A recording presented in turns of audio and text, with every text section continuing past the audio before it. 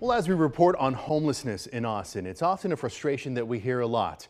What is the city of Austin doing with your money to fix the problem, and how big of an issue is this in the first place? As KXAN's Grace Reader explains, city leaders have committed to being more clear about both of those things.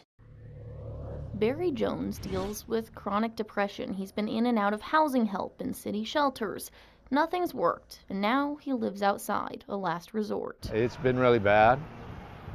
Emotionally, it's been really bad. Uh, you know, every time I lay down at night, I'm breaking the law. While many Austinites would argue that Jones needs a little extra help, there are also people frustrated at how little they know about what the city is doing, and the city knows it. What we haven't done a great job of is frankly telling that story, is making that information accessible and transparent. And what happens in that void is people make up their own stories about what's happening or what's not happening. Oftentimes, the base of that confusion is, what's the scope of this problem? To answer that question, we'll start with something called the point-in-time count. Hello, good morning. Is there anyone in the blue tent here? It's a federally mandated process where volunteers go out overnight and hand count people sleeping outside. It happens once every 2 years in Austin. In 2023, volunteers counted more than 2,300 people here. Right now, it's our country's only way to effectively count people experiencing homelessness the same across multiple communities. But where people get tripped up is that the point-in-time count is also a well-established undercount, something the Ending Community Homelessness Coalition, or ECHO, has been very clear about.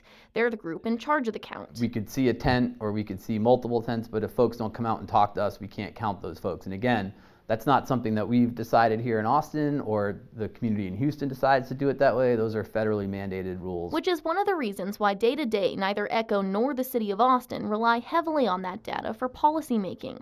ECHO has instead created a data system where service providers, think outreach groups and emergency shelter workers, plug information into a centralized database every day. ECHO uses that to much more accurately estimate the number of people experiencing homelessness in our city. The latest estimate from that data, more than 6,600 people experiencing homelessness, over 5,500 of them unsheltered and more than 1,100 in shelters. Do you think that that system that you all are using to make that estimate is the best way to get there? I think it is.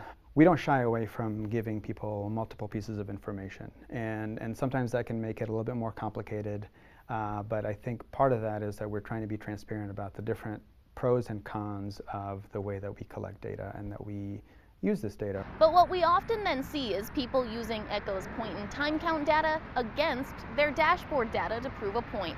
We've seen that with prominent figures in our community, even other news stations. It can make it difficult for you trying to sort through the noise to find the truth.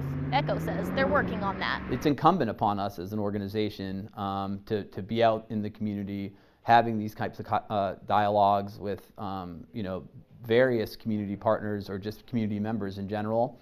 That we have a commitment to doing that over the next year. The city of Austin says it shares that commitment. It recently brought in a consultant who recommended presenting some of that data on a city dashboard.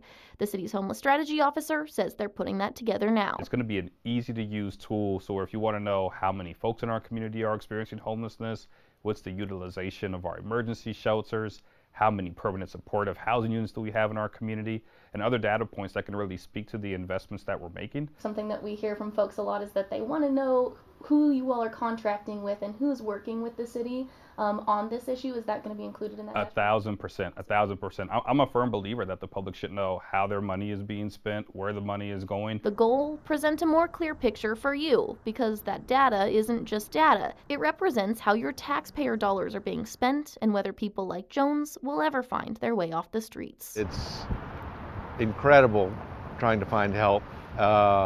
Somebody who's never done it, they just wouldn't believe it. A lot of times it just makes me want to quit, but that's the way it is.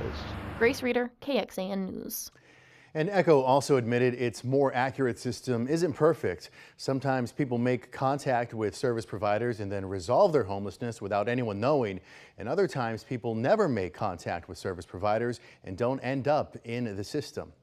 Now, going in depth, one of the reasons communities do the point-in-time count, though it has its flaws, is because it determines how much federal funding to help people experiencing homelessness. Now, for Austin, ECHO says the count brings in close to $13 million a year.